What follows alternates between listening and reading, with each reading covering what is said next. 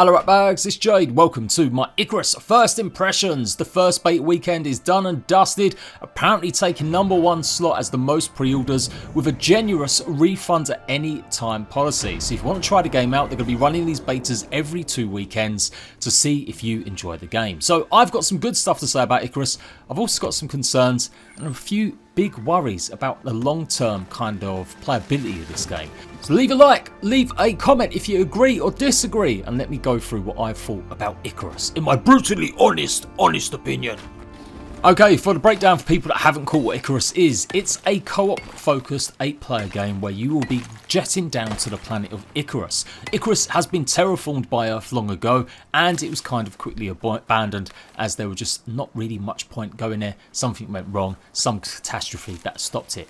Eventually though, they discovered there was a rare material called exotic matter that was very powerful and very valuable. So this started off a gold rush in people trying to get to Icarus to harvest and mine the exotic material and take it back with them. This led to lots of people maybe not being fully prepared, not having maybe the right kind of gear, the right kind of ships and equipment to really get to the planet in a very quick and safe way. And so you end up landing on this planet with nothing.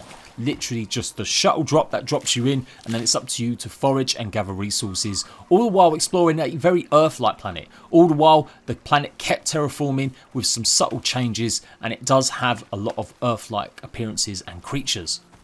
This is an instance-based game, though supposedly when you are done exploring and gathering all your loot, you do need to escape before that great big timer in the middle on top of your screen goes down to 0. Otherwise, you may lose all of your progress that you've accumulated. Certain things you will keep, certain things like certain unlocks, but if you want to get prepared for your next drop better, you have to escape via the drop pods, and so that you can go back up to orbital station and spend your hard-earned exotics. Now, we're not going to see any of that kind of stuff until the full game releases. These beta weekends are going to be running every 2 weeks until then, and each weekend is going to show off a new part of the game. Next time, I do believe it's going to be the storms turned on, the ones that are pretty dangerous.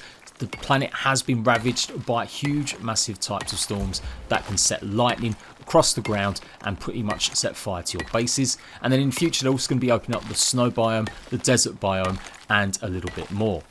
So straight away, when you land on a planet, the world is actually pretty. I have taken a look at this game massively in the last few months. I've checked out lots of dev streams, I've looked at every dev blog, every kind of video format that has been spoken by the devs, I've tuned in.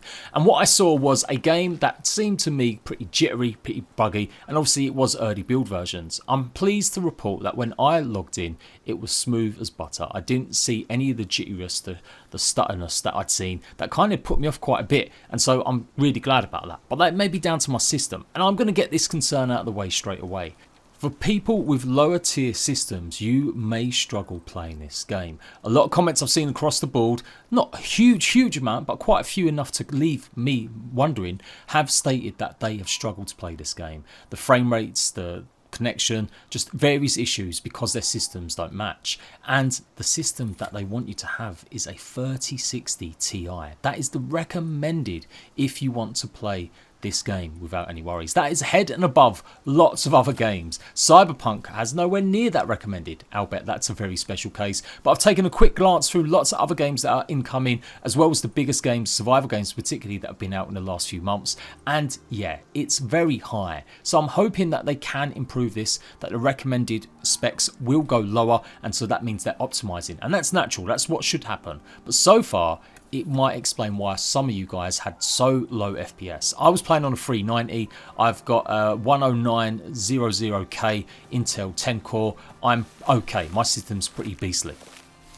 I'm not here to hype up a game unnecessarily. I always deliver you news and talk about games that are coming out, but I'm always going to give you a proper opinion and any issues that are around it. And I think this could end up being an issue.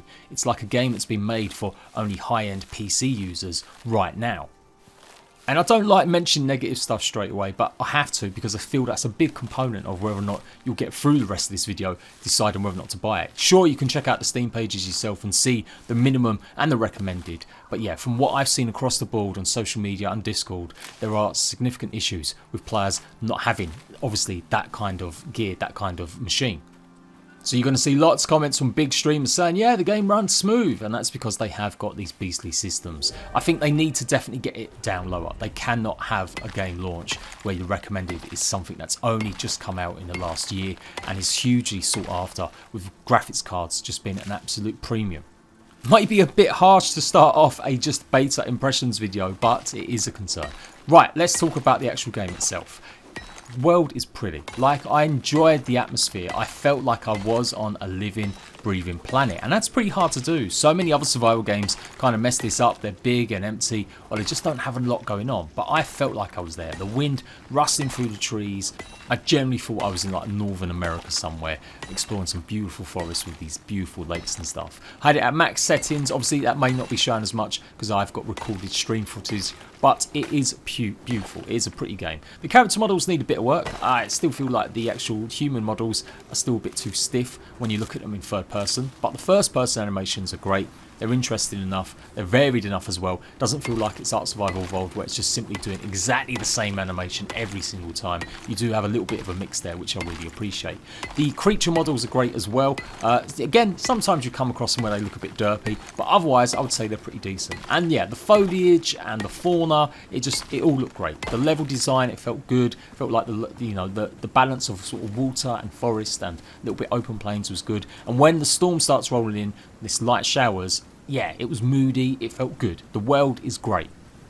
I honestly think that will carry you through all throughout the game, to the desert biome, to the snow biome. I think they're all going to look great if this is any indicator. It does feel like a proper survival game that I'm really part of that world. However, the game is meant to be set in some sort of quasi new planet where it's been half terraformed or whatever, and I do find it goes against a lot of what I would want from a brand new survival game. I have played plenty of survival games. I've played plenty where I've just hit bog standard trees, seen bog standard earth creatures, and I guess that's another little concern with Icarus. At the moment, the danger comes from just very earth kind of based appearances. Like, we've got wolves, we've got bears, and we've got typical weather systems. There is no alienness going on. It's meant to be another planet. Now, we do know they've got DLC planned for the future, part of their roadmap, and they definitely look a lot more alien. They definitely look like they're going to be going a bit more exotic. We'll see different types of creatures and different landscapes. But I feel like it's a missed opportunity not to have that as part of the very first experience you're going to have. The devs have explained this quite a bit in some of their devlogs, saying that they looked at adding some more alien-like landscapes and stuff, but they wanted players to feel a bit grounded. They want Icarus to be the base of where you start from, and then, yes, it's going to get a bit crazier and a bit more outlandish as they go on. And it's true, if you offer something up too alien, players aren't as interested or invested. No Man's Sky has struggled with this in the past. Other games, big notable fails like Population Zero, have also struggled with this in the past, where players just felt like it was too alien-esque. I think there's a balance, and I think Icarus has probably tipped just a bit too safe. It's just a bit too, I guess, boring. It's quite nice, it's pretty, I feel like I'm in part of that world, but it's nothing I've not done in other games like The Forest, or versus other games like even Ark Survival Evolved, some of the main early maps. We've had other games as well like Green Hell and Stranded Deep, all exploring either a bit more exotic sort of jungles or tropical islands. So I guess it does take a little bit of a break not being in a sort of North American kind of climate. But from a game that's kind of promised it's going to be something fresh to the survival genre and something a bit different, I feel like it is just treading very much the same paths.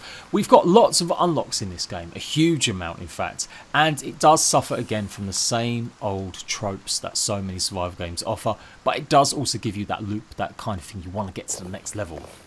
Take a look at the tech tree, which will only allow you to play with tiers 1 and 2 during the whole beta. 3 and 4 are only going to be for the full game.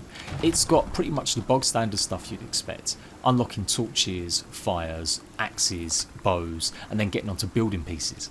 A gripe I have with this, as well as other games, you've really got to spend a hard-earned tech point on having triangle diagonal pieces. Like, really? Are we still at that stage? It feels like a lot of filler content added here just to unlock some pieces that some games do offer as kind of just generic, like you do just get them. They've got a variation building system here where you can hold R and you get the variance. So when you unlock the wall, that's how you also unlock doorways. You just hold the R button when you're placing it down, and then you can choose between having a half wall, a wall, or a doorway.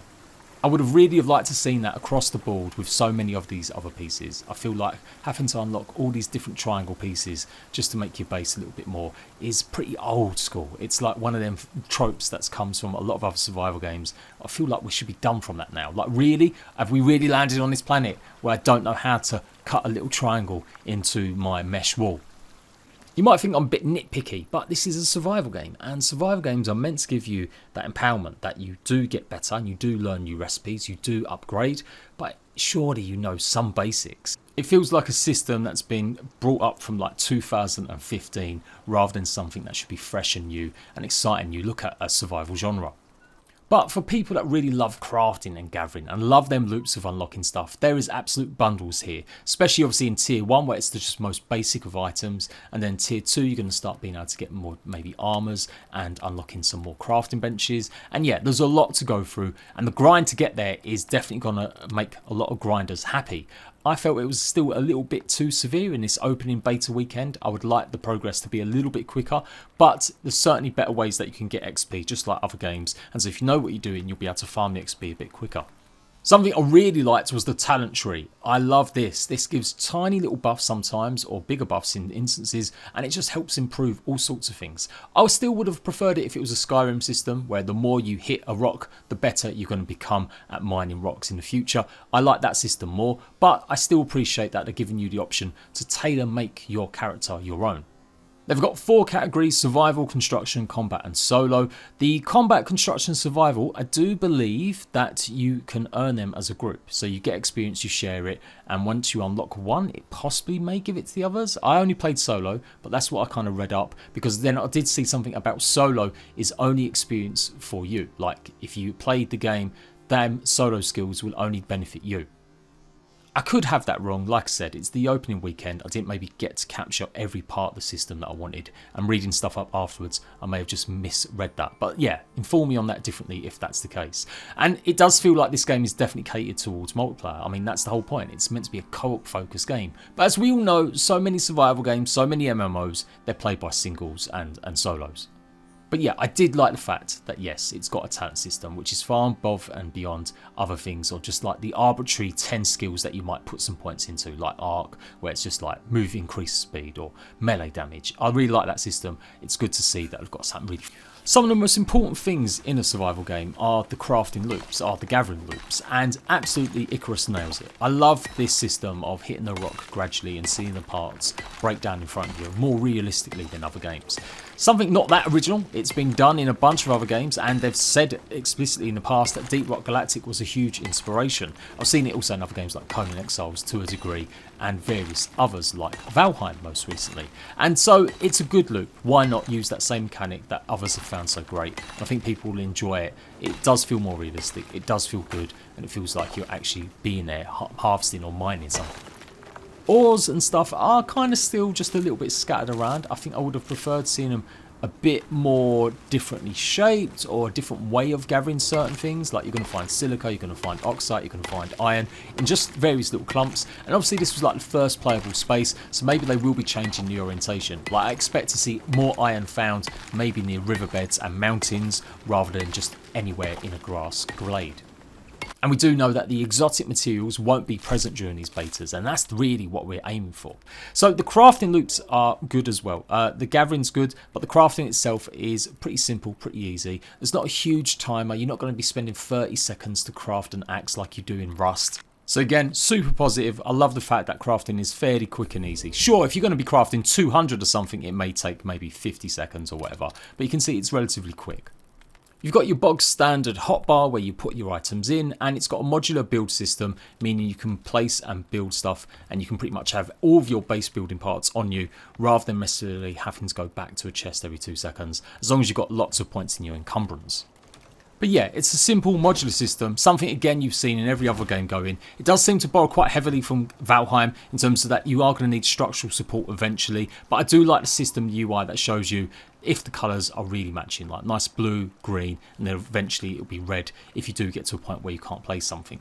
Very basic, obviously you're just using the thatch, but obviously you can upgrade to stone and wood, and I'm hoping there'll be even more added, something a bit more ornate. But do bear in mind that bases are going to become a little bit redundant unless there is a way to take your designs, your schematics, and place them on your next visit to Icarus. Because don't forget, all of this is going to be wiped. And that is a pretty juxtaposition from where this game's at. It's got some great crafting loops, it's got some great gathering loops, it's got some decent base building plans in it. But when you can't keep your base, that is going to pretty much put off a lot of the player base that like this kind of thing. Now, they're mitigating it, they're going to have some sort of outpost creative mode, but it's only one square from one of the maps. So it's a very small space. It's meant to be just to help you plan and design stuff rather than actually be an offline playable space. And I think Icarus is going to need that. I do believe it's going to need an offline mode. It currently has no plans to, I don't think. It's purely just online. But I really do believe they need something offline. Not just to not play with others, but so that you can decide to stay on the planet as long as you want. I guess it goes against the ethos of Icarus. The idea of these instances where you go down, you get your resources, and you never tie too much to that planet or to what you've done. It's just the experiences you've had with your friends or try and survive. But I don't think Icarus has got enough at the moment to make me want to keep going back and forth. Survival games at their best for me present danger, present an environment where I'm always worried, I'm always concerned. They sometimes have moments where you can just graft, get resources, have a little cozy cabin simulator going on and build yourself a lovely little world. But obviously, since Icarus has taken away that option, then you're going to be here to get the resources as quick as you can. But to do what with? Like, how is the end game going to evolve? Why am I getting exotic materials? Sure, just to make my life a bit easier to go and get more materials? It feels like this game is more of a crafting and gathering game than it is a true survival. Again, I could be being hypercritical, but what I'm seeing is that the storms are going to play a major part in the next betas, and I'm really keen to see it. I really hope they're going to change my mind and make me feel that this game is much more dangerous and much more, give me a reason to survive against the odds. But for sure, I do wonder how relevant the building's going to be in this game if you can only spend so limited time on these actual instances. If there is a system to blueprint up, maybe I've missed it, I probably might have even covered it myself, then fair play. Being able to take your blueprints, whack a blueprint down and then just simply add the resources to it when you land, I think that could be a really good idea for a game like this, and it's something that other games have done. Fallout 76 has this mode, so I think if they're going to do that, if they're going to make it more appealing to crafty, cozy builders, they definitely need some way to take your designs to the next instance. And I guess we're going to finish off, because I only want it to be a very short, I mean it's already approaching 20 minutes, is the danger element, to really go over that.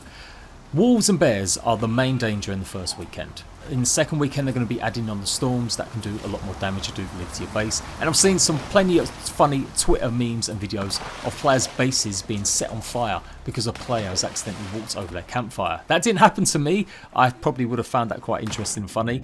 But even with them kinds of dangers added, Icarus just feels a bit boring. It just feels like it is a cozy gather crafting simulator, and there's nothing wrong in that. I think that will appeal to a huge amount of survival fans, but as I said, it does go against what they're planning with the idea that you've got to leave all your progress behind. Sure, you get unlocks and you get new technology that make getting the next step up a bit easier, and maybe that's the loop, maybe that's the interesting loop, is to do this quicker, to do this better and faster. But in terms of running around fighting off bears and wolves, yeah, it's fun for the first few times, but even when a bear comes and attacks your base, I really thought, yeah, is this it? Is this all this game's going to have to offer? Is this the only danger? You play games like Ark Survival Evolved, there's a million dinosaurs, you're never safe.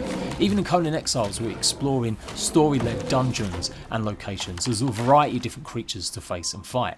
But if this game can only offer some various Earth-based creatures, it's going to get old super quick. And I guess that's why I mentioned so much at the start about why this planet maybe should be a bit more alien-like. It should offer something a bit more than just generic bears and wolves.